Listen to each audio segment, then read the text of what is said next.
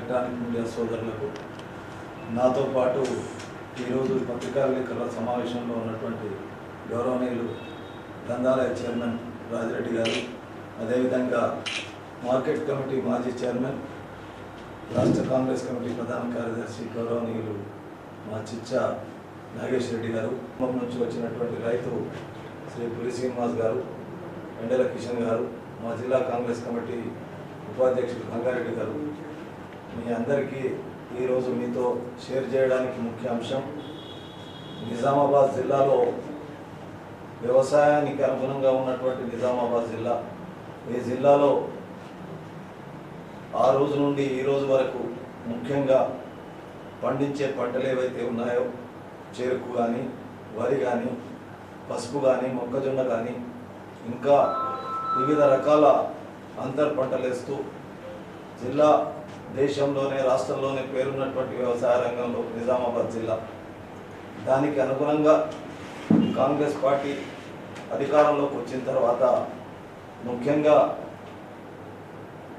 దేశంలో కానీ ఈ రాష్ట్రంలో కానీ ఆయిల్ వాడకంలో చాలా ఆయిల్ విదేశాల నుండి, ముఖ్యంగా మలేషియా నుండి పామాయిల్ను దాదాపు 50% పామాయిల్ను ఈ జిల్లాకు దిగుమతి చేసుకొని మనం అందరం దాన్ని వాడుతూ ఉన్నాం. అయితే దాన్ని దృష్టిలో పెట్టుకొని ఈ రాష్ట్రంలో, తెలంగాణ రాష్ట్రంలో, ముఖ్యంగా నిజామాబాద్ జిల్లాలో ఒక ఆయిల్ ఫామ్ ఇండస్ట్రీ పెట్టాలనేటువంటి ఆలోచనతో అనేక సార్లు వ్యవసాయ శాఖ మంత్రి గారు కానీ, గౌరవ బోధన్ శాసనసభ్యులు సుదర్శన్ రెడ్డి గారు కానీ అందరితో మాట్లాడుతూ అనువైనటువంటి పరిస్థితులు ఈ జిల్లాలో ఉన్నాయనేటువంటి ఉద్దేశంతో ఆయిల్ ఫామ్ యొక్క ఉత్పత్తి కొరకు దాన్ని ఏ విధంగా చేసుకుంటే బాగుంటుంది అనేటువంటి విషయాన్ని గత 3-4 మాసాలుగా చర్చించడం జరిగింది.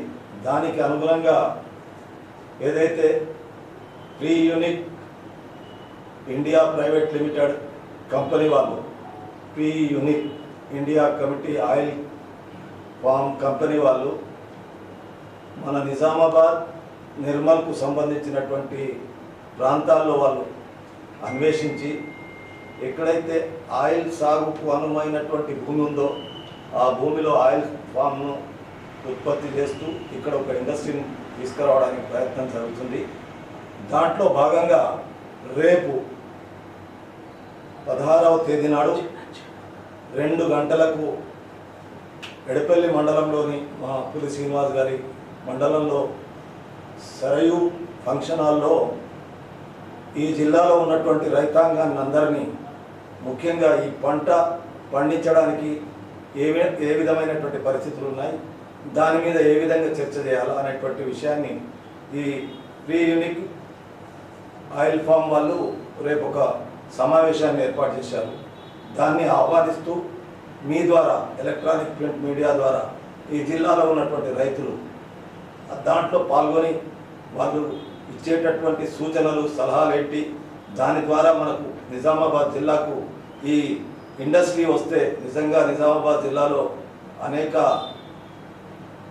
వాతావరణ పరిస్థితులు అనుకూలంగా ఉన్నా ఇవాళ ఒక మనకు రైస్ మిల్స్ తప్ప వేరే ఇండస్ట్రీ లేకపోవడం వల్ల ఈ ఇండస్ట్రీ వస్తే ఇటు రైతాంగానికి, ఇటు ముఖ్యంగా దాదాపు 1000 నుంచి 1500 మంది కార్మికులకు ఉద్యోగ అవకాశాలు వివిధ రంగాల్లో దాంట్లో దొరుకుతాయనేటువంటి ఉద్దేశంతో మేము మీ ద్వారా కోరుకునేది, రేపటి సరయూలో జరిగేటటువంటి ఫంక్షన్ హాల్లో మీటింగ్లో మీరంతా పాల్గొనాలనేటువంటి మాట అన్ని వర్గాలకు సంబంధించినటువంటి రైతులకు, పార్టీలకు అతీతంగా రైతు సోదరులకు ముఖ్యంగా దీంట్లో 2 గంటలకు పాల్గొని దాంట్లో వాళ్ళు ఇచ్చేటటువంటి సూచనలు, సలహాలను మనం తెలుసుకొని ఈ పామాయిల్ పంటను పండించడానికి ఏ విధంగా మనకు పంటను వేయాలా, దానివల్ల మనకు ప్రయోజనం ఎంత ఉంటుంది, ఎంత ఖర్చు ఉంటుంది, ఎంత లాభం ఉంటుంది అనేటువంటి విషయాన్ని తెలుసుకోవడానికి మనం అందరం దాంట్లో సమావేశం కావాలని వాళ్ళని కోరుతా ఉన్నాం.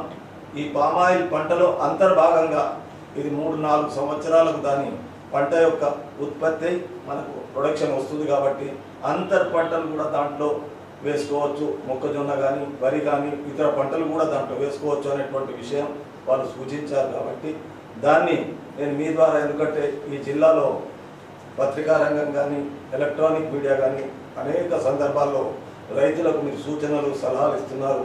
ఆ సూచనల సలహాల రూపకంలో ఈరోజు రేపు జరిగేటటువంటి కార్యక్రమంలో వాళ్ళను ఆహ్వానించడానికి, వాళ్ళని పాల్పంచుకోవడానికే మేమందరం, నేను కానీ మా చైర్మన్లు కానీ ఈరోజు రైతులను ఉద్దేశించి మాట్లాడే పెద్దలందరూ కానీ దాంట్లో పాల్గొనాలని కోరుకుంటూ, రేపు ఆ సమావేశానికి ఆ కంపెనీకి సంబంధించినటువంటి CEO ఆల్ ఇండియాలో ఉంటాడు ఆయన, ఆ CEO వస్తూ ఉన్నాడు.